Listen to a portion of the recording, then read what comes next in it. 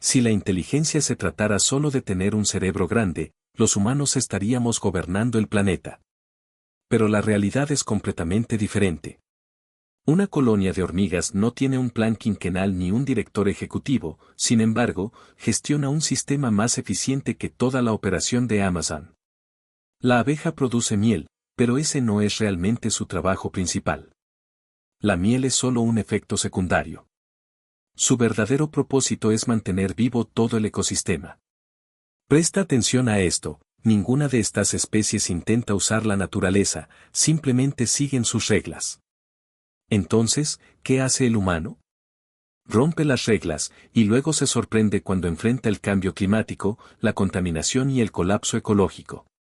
Las hormigas y las abejas no son solo listas, son verdaderamente inteligentes.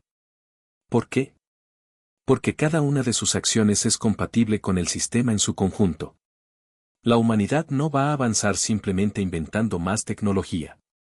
Solo evolucionaremos cuando dejemos de pelear contra la naturaleza.